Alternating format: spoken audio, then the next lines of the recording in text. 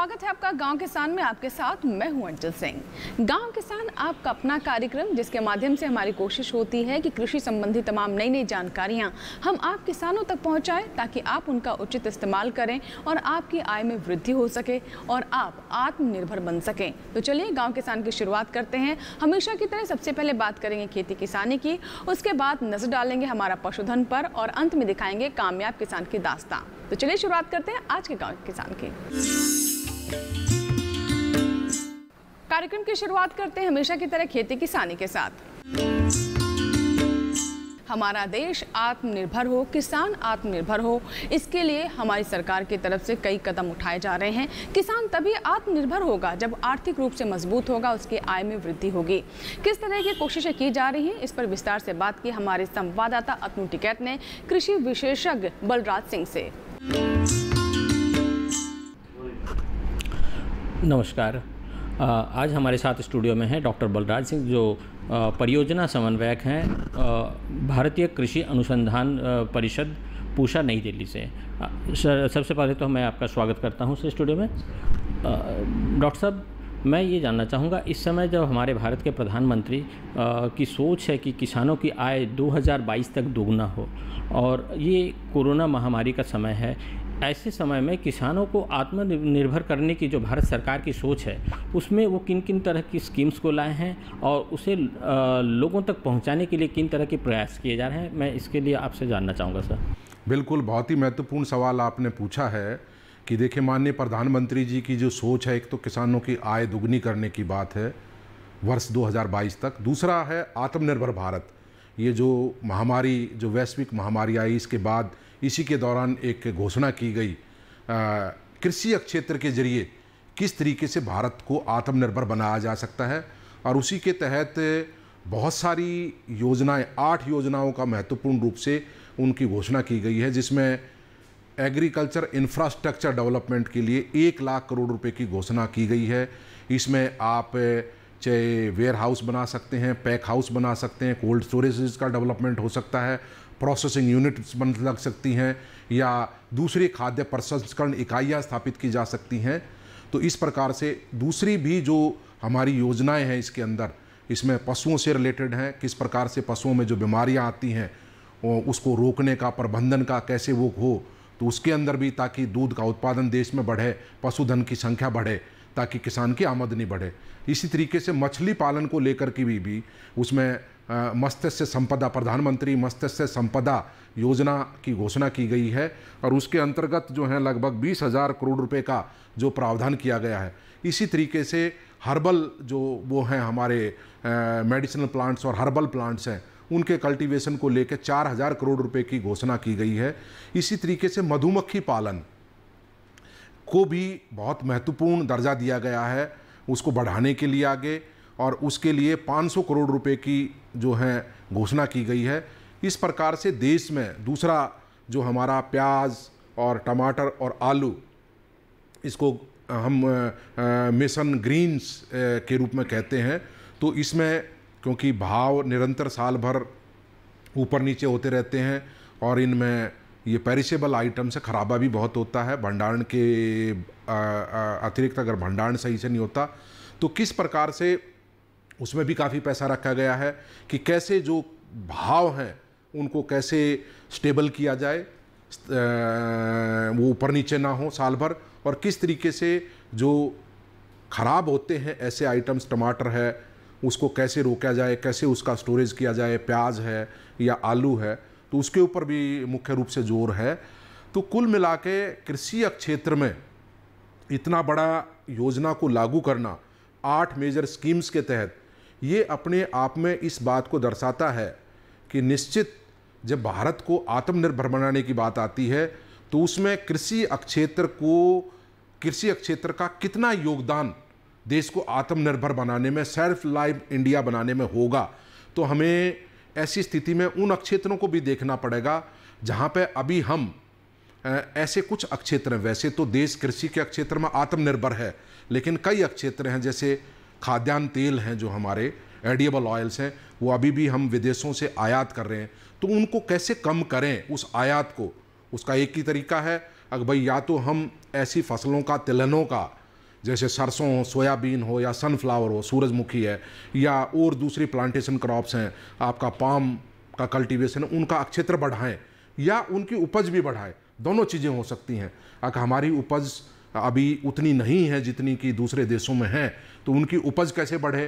तो उपज बढ़ाने का तरीका है कि एक दूसरी स्कीम को जोड़ के, जैसे अब पॉलिनेशन की बात आती है, अब सरसों सेल्फ पॉलिनेटेड क्रॉप है, रेपसीड क्रॉस पॉलिनेटेड क्रॉप है, लेकिन मधुमक्खी पालन के लिए जो बक्से हैं, अगर हम वो सरसों के खेत में आसपास रखते हैं और करीब करीब 10 बक्से, 8 से 10 बक्से मेलिफेरा के, जो एपिस मेलिफेरा है या एपिस राना इंडिका है, हमारी प्रजाति देश की खुद की, तो अगर ऐसे बक्से रखते हैं तो उसमें करीब करीब 25 से 30% उपज में इजाफा होता है। 25 से 30% गुणवत्ता बढ़ती है। गुणवत्ता का मतलब यहाँ तेल की मात्रा से है। इसी तरीके से गुणवत्ता, अगर फल है तो फलों में आकार, फलों में उसका शेप जो है, तो दोनों का आकार और शेप दोनों किस प्रकार से, उनका साइज कैसे बढ़ेगा, उनका शेप कैसे ठीक होगी। तो इस प्रकार से पॉलिनेशन का सही आपने प्रोवाइड किया तो पॉलिनेशन बढ़ने से आपकी उपज बढ़ी। तो इस तरीके से स्कीम्स को एक दूसरे से जोड़ा जा सकता है। तो और दूसरा, हमारे जो युवा हैं खास करके, वो मान लिया मधुमक्खी पालन के क्षेत्र में आते हैं और मधुमक्खी पालन करते हैं, तो जो विदेशों में, जो पश्चिम के देश हैं, विकसित देश हैं, वहाँ पर आप देखेंगे मधुमक्खी पालन सिर्फ ये नहीं कि हमारे देश में तो अभी भी किसानों के मन में भ्रम है। अगर मधुमक्खियों की जो बक्से रखे जाते हैं, उनको डर लगता है कि मधुमक्खियाँ उनके फूलों का रस चूस लेंगी, जबकि ऐसा नहीं है। मधुमक्खियाँ तो उनकी फसलों को फायदा कर रही हैं, जिनकी आवश्यकता है। लेकिन पश्चिम के देशों में ये कि सर्विस है कि किसान खेती करता है और वो कंपनी को फ़ोन करता है कि मेरी फसल है, खरबूजे की फसल है 20 एकड़ 10 एकड़, या मेरी दूसरी फसल है, करेले की फसल है, या मेरी जो है ना पम्पकिन की फसल है, लौकी की फसल है। तो इस तरीके से फिर कंपनी उसको पॉलिनेशन सर्विसेज प्रोवाइड करेगी। कब बक्से लाने हैं, कितनी फ्लावरिंग होनी चाहिए, वो सारी चीज़ें तय करती कंपनी, और वो किसान से सर्विस प्रोवाइड करने के बदले चार्ज करती है।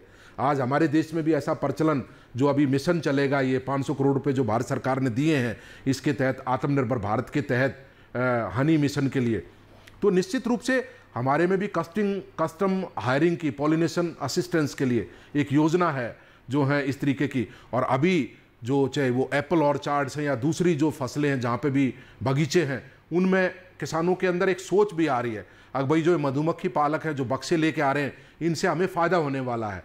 तो अब उनकी धारणाएं बदल रही हैं। अब ये नहीं, वो इस सर्विस के लिए कुछ पैसे देने के लिए तैयार हैं। तो ऐसी सोच हमारी खेती के अंदर हमारे किसानों की आगे बदलनी पड़ेगी।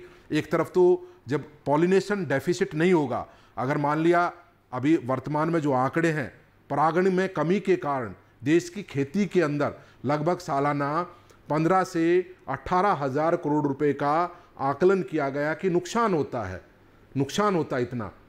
तो इसका मतलब उसको एक तो पूरा किया जा सकता है मधुमक्खी पालन के जरिए। अभी आज से 15-20 साल पहले देश में कुल मधुमक्खी पालकों की संख्या 10,000, 2,000, 5,000 के लगभग रही होगी, और अभी वर्तमान में 2 लाख से ऊपर जो संख्या जो मधुमक्खी पालकों की है। शहद का उत्पादन 2001-2 वर्ष के दौरान 10,000 मीट्रिक टन के आसपास लगभग था, लेकिन अभी जो हमारा देश में शहद का उत्पादन 1.25 लाख मीट्रिक टन है, और 50% से ज़्यादा हम निर्यात कर रहे हैं, और देश को विदेशी मुद्रा अर्जित हो रही है शहद के निर्यात करने से, लगभग 750 करोड़ के आसपास जो है ना। तो इसका मतलब देश की खेती को फायदा है, और इसमें जब युवा आएंगे तो वो कहीं ना कहीं उनको रोजगार मिलेगा, और रोजगार मिलेगा वो ऐसी सर्विस सेंटर्स बनाएंगे, कस्टम हायरिंग सेंटर्स बनाएंगे, तो उनको रोजगार तो मिलेगा, और खेती में उपज बढ़ेगी, उसकी गुणवत्ता बढ़ेगी, तो यील्ड बढ़ी, तो कहीं ना कहीं जो दबाव था हमारा आयात करने का, वो दबाव कम होगा, और स्वरोजगार के आपके अवसर पैदा हुए।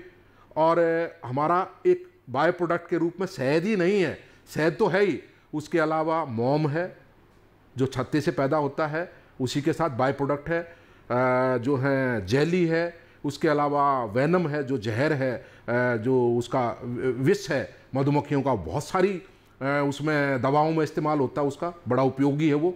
तो इस प्रकार से बाय प्रोडक्ट के रूप में भी बहुत सारी चीज़ें बनती हैं।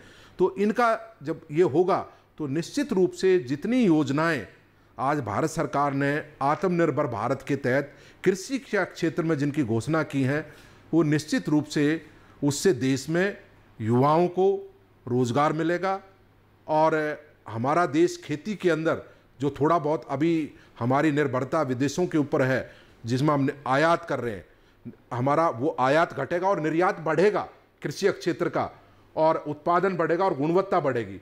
अभी जैसे शहद की अगर बात करें तो क्या हमारे देश में खपत थी आज से 10-20 साल पहले 10 ग्राम प्रति व्यक्ति प्रति वर्ष, अभी वर्तमान में वो बढ़ के 50 ग्राम प्रति वर्ष हो गई है प्रति व्यक्ति, जबकि विदेशों में जो विकसित देश है वहाँ 300 ग्राम की खपत है।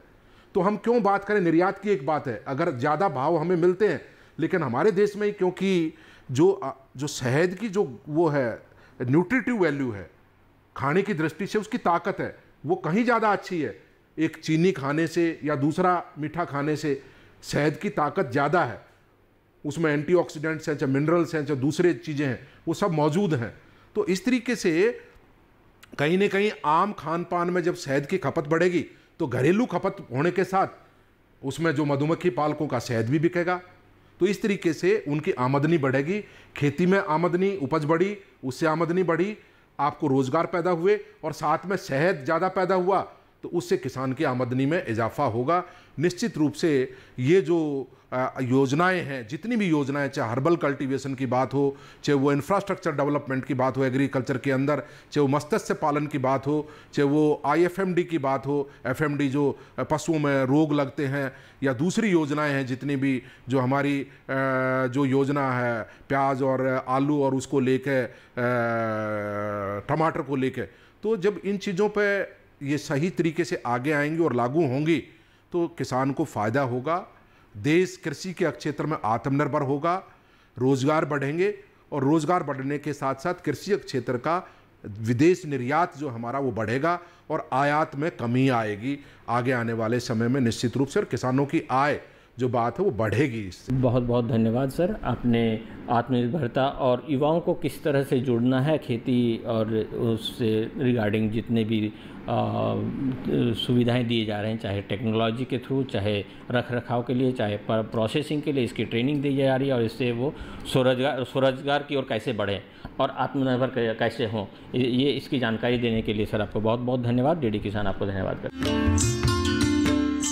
तो अभी आपने देखी ये विशेष बातचीत। इसी के साथ ही गांव किसान में वक्त हुआ एक छोटे से ब्रेक का। ब्रेक के बाद जब वापस आएंगे तो बात करेंगे हमारा पशुधन की, कहीं मत जाएगा, देखते रहें गांव किसान।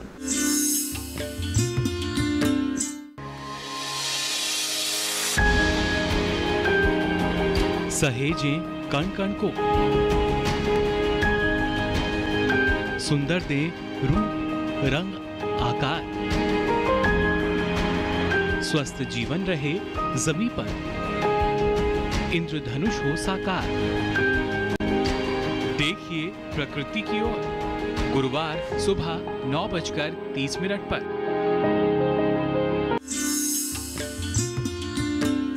ब्रेक के बाद गांव किसान में एक बार फिर आपका स्वागत है, और अब समय हो गया है हमारा पशुधन का। हमारा पशुधन में हर बार हम आपको पशुपालन से संबंधित नई नई जानकारियां देते हैं, और आज इसी कड़ी में हम बात करेंगे नीली क्रांति यानी मत्स्य पालन के बारे में। कैसे मत्स्य पालन से हमारे किसान आत्मनिर्भर बन सकते हैं, आइए जानते हैं। पशुपालन अपना जो है पहले से मतलब कार्य था, खेती भी थी।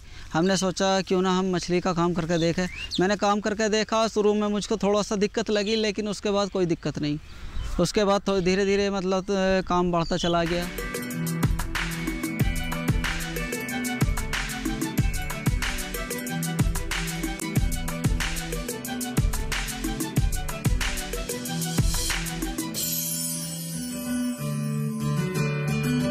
मैंने स्टार्टिंग किया था, इसमें जो है बच्चा अजीरा लाया था, जो कि हमारी जो सरकारी हेचरी है जो किले परीक्षागढ़ में है, तो ऑफिस के थ्रू ही वहाँ से बच्चा दिलवाया जाता है। ये जो है लीकेज पे ही तालाब लिया जाता है, पट्टे पे 10 साल के पट्टे पे उत्तर प्रदेश सरकार के द्वारा। हमें पहले ट्रेनिंग दी गई, उसके बाद ही हमने काम स्टार्ट करा।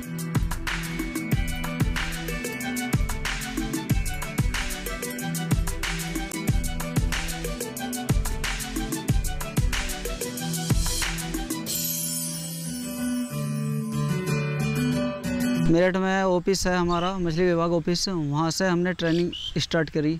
मुझे वहाँ से कई जगह ले के भी गए, इलाहाबाद भी गए हम, और अपने लखनऊ भी गए थे, दिल्ली भी गए थे, और बहुत सारे तालाबों में भी गए थे। मुझे 3 महीने की ट्रेनिंग दी गई वहाँ पे।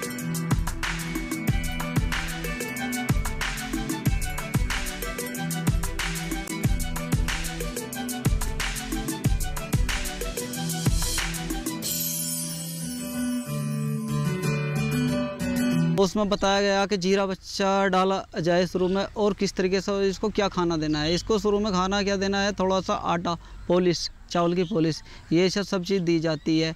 जैसे कि बच्चा 1 लाख बच्चे के लिए ज़्यादा से ज़्यादा 2 किलो पॉलिश लगती है शुरू में। उसके बाद धीरे धीरे दिन पे दिन बढ़ती चली जाती है। 100 ग्राम प्रति रोज़ बढ़ाते हैं। जैसे जैसे ये बड़ा होने लगता है, उसी के आधार पे बड़ा होने पे इसमें क्या है कि खल प्लस इसमें पॉलिश वो मिलकर चलती है। इसमें फीड भी चलती है, गवर्नमेंट फीड बना रही है, फीड भी चलती है।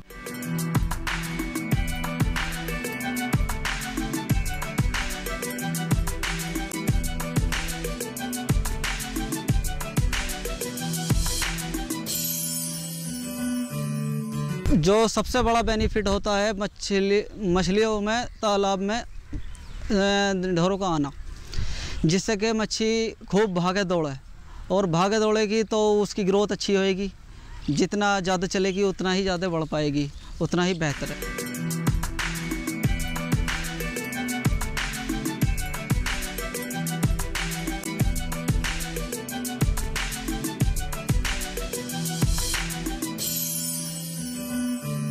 इसमें जीरे को लाने के बाद 2 महीने कम से कम लगते हैं 3 इंची के आने के लिए। 3 इंची का बच्चा जो है मजबूत हो जाता है, जिसको फ्राई बोलते हैं।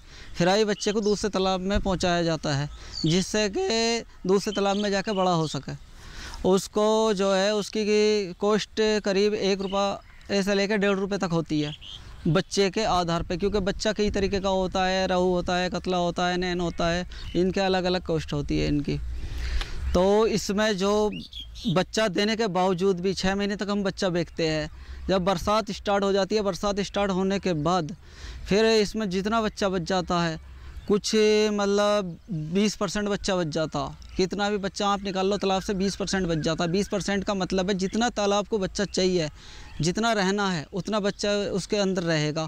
उस बच्चों को फिर हम बड़ा करने के लिए रखते हैं उसके साथ, क्योंकि हमारी साल जो है वेस्ट नहीं जाती है। जो हमने लगाया था और जो प्रॉफिट कमाया था वो तो हमने कमा लिया, लेकिन उसके बाद जो मुनाफा होता है वो सबसे सॉलिड होता है।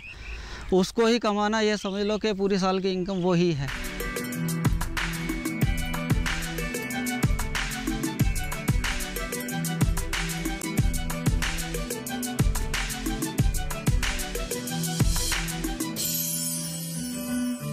यदि हम मतलब बड़ों के चक्कर में ना पड़ के एक साथ यदि हम ये सोचें कि हम बड़ा बच्चा करेंगे और बड़ा बच्चा करके बेचेंगे और हमारी दुगनी आय हो जाएगी, दुगनी नहीं 4 गुना भी कर सकते हो तुम, क्योंकि शुरू में बच्चा जो है ज़्यादा रकबा नहीं ले पाता, ज़्यादा खाना नहीं ले पाता। शुरू में 3 इंची के बच्चे में 2 महीने लगते हैं केवल। 2 महीने में हम जितना इसके अंदर लागत है, जितना इसके अंदर दवाई गोली जो भी कुछ है वो निकालने के बाद भी प्लस में आ जाते हैं। तो दुगना तो तभी हो जाता है, और 4 गुना रहा। 4 गुना जो है उसके मात्रा 6 महीने, 6 महीने के बाद 4 गुना हो सकती है।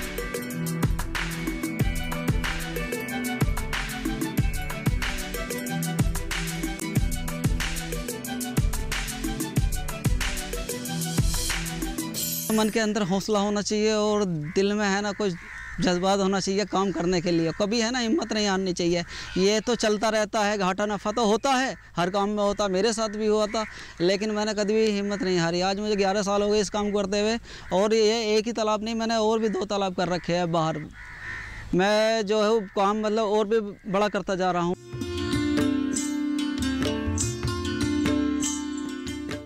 मत्स्य पालन पर हमारी खास रिपोर्ट। इसी के साथ ही वक्त हुआ है इस माह के पशुपालक कैलेंडर का।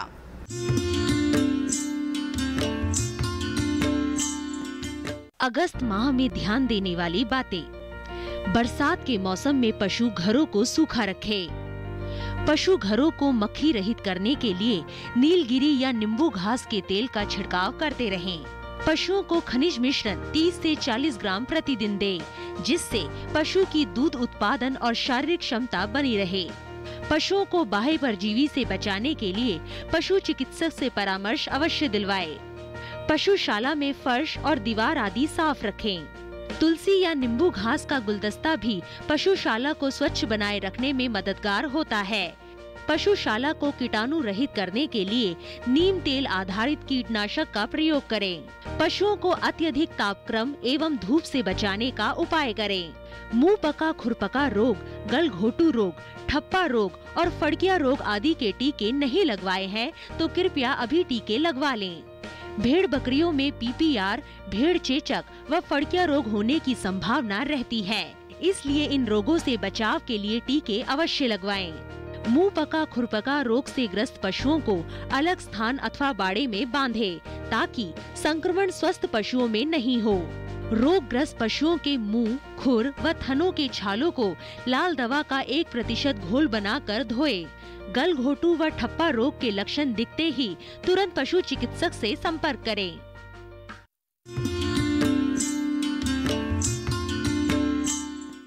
तो ये था इस माह का पशुपालक कैलेंडर। इसी के साथ ही गांव किसान में वक्त हुआ एक छोटे से ब्रेक का।